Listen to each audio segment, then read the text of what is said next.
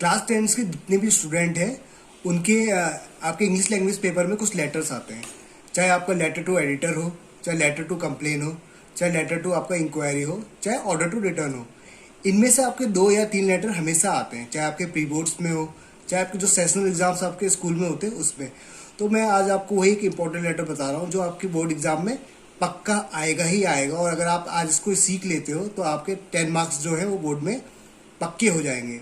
तो जैसे मैंने आपको एक बताया था कल, जो एक लेटर लास्ट लेक्चर में मैंने आपको बताया था कि कैसे आपको एक लेटर लिखना है ऑर्डर टू रिटर्न। सपोज आपने कोई डिजिटली कोई चीज़ जैसे आपने लिया था और उसमें कोई खामी आ गई और आपको वो प्रोडक्ट आपको एक्सचेंज करना है, जिसके बारे में मैंने आपको बताया था। उसी तरह इससे ये वाला भी लेटर होगा कंप्लेन लेटर। जैसे कि हम अपनी सोसाइटी में रहते हैं, आए दिन हम देखते हैं कि कभी बिजली नहीं आती, चाहे पानी की व्यवस्था अच्छी नहीं है, चाहे सफाई व्यवस्था अच्छी नहीं है। तो उसी टाइप पे सपोज आपके पेपर में कोई लेटर आ गया जैसे कि वाटर सप्लाई आपके जो एरिया में है वो ढंग से नहीं आता है। तो सपोज आपको क्या करना है, आपका जो भी है आप XYZ आपका एड्रेस हो गया, और फिर उसके बाद से एक लाइन छोड़नी है आपने,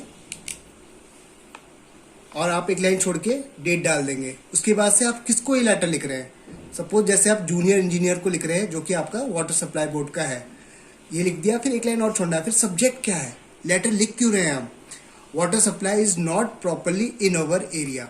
उसके बाद से कुछ नहीं करना है आपने, बस एज इट इज कि sir I am the resident of Ashok colony Rajpur road, I want to share my problem. Problem क्या है आपकी कि आपके इलाके में पानी ढंग से आ नहीं रहा है या तो आ ही नहीं रहा है। तो इसीलिए आप ये लेटर लिख रहे हैं जो कि कंप्लेन लेटर है। किसको लिख रहे हैं आप, जूनियर इंजीनियर को लिख रहे हैं। तो सबसे बड़ी चीज़ है, हमारे क्वेश्चन पेपर में एक चीज़ हमेशा दी होती है, एक ये जो लेटर लिख रहा है किसको लिखना है ये भी हमारे क्वेश्चन पेपर में पहले से ही होगा। और क्या होगा आपका, आपका सब्जेक्ट भी हमारे क्वेश्चन पेपर में ही होगा। और उसके बाद से आपको बस एक है कि आप जहाँ के भी रेजिडेंट हो वो आपको लिखना है। जैसे आई am the resident of Ashok colony Rajpur road. उसके बाद से आपको अपनी प्रॉब्लम बतानी है। जैसे कि अपना प्रॉब्लम बता रहा है, I want to share my problem, the water supply is not regularly in my area.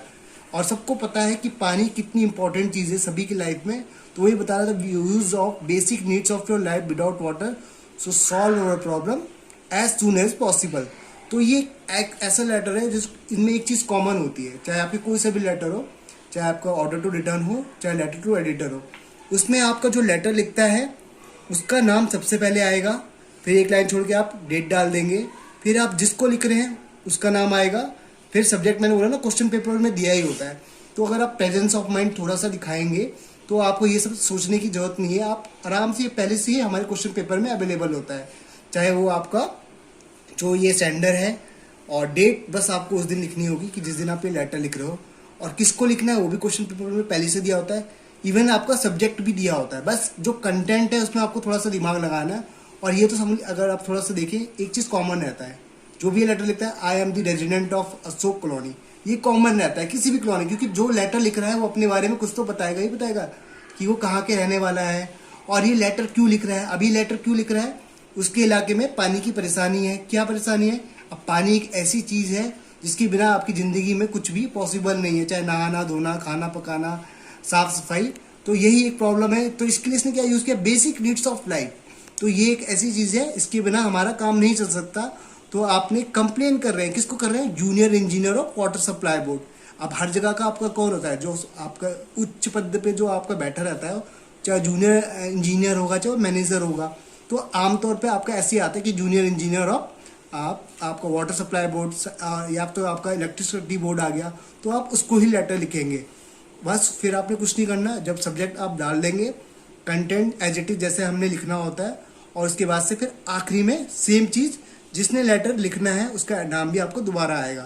तो अगर आप ये लेटर सीख लेते हैं तो आपके लिए 10 मार्क्स जो हमारे बोर्ड एग्जाम में जो भी आपके CBSE के स्टूडेंट्स हो, चाहे ICSE के हों, चाहे आपके UK बोर्ड को, चाहे कोई भी स्टेट एग्जाम को स्टूडेंट हो, उनके मार्क्स पक्के हो जाएंगे। और प्रोसीजर एक ही होता है, बस कंटेंट में 2-4 लाइनें तो बिल्कुल ऐसी होती है कि हाँ आनी ही आनी होती है। बस मेन जो मोटिव होता है जिसके लिए हम लेटर लिख रहे हैं, बस वही एक चीज़ आपकी जो होती है वो चेंज हो जाती है।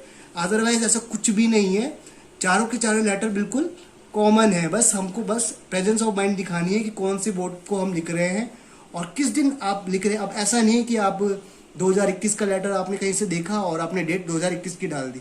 आप जिस दिन लिख रहे हैं उसी दिन की आप डेट डालेंगे। तो आज के लिए इतना ही। नेक्स्ट वीडियो में मैं आपको दिखाऊंगा कि कैसे आपकी इंक्वायरी के लिए आप जो लेटर लिखते हैं, ये भी बहुत इंपॉर्टेंट लेटर है और ये भी करीबन 7 या 5 या 10 मार्क्स का आपका आता है। और आई थिंक आपको ये आ गया होगा। कमेंट बॉक्स में अगर कोई प्रॉब्लम होगी तो आप मुझे ज़रूर बोल देना, और कोई अगर लेटर आपको बताना होगा तो मैं उसके हिसाब से भी अपना वीडियो डालूंगा। आज के लिए इतना ही। जय हिंद, वंदे मातरम।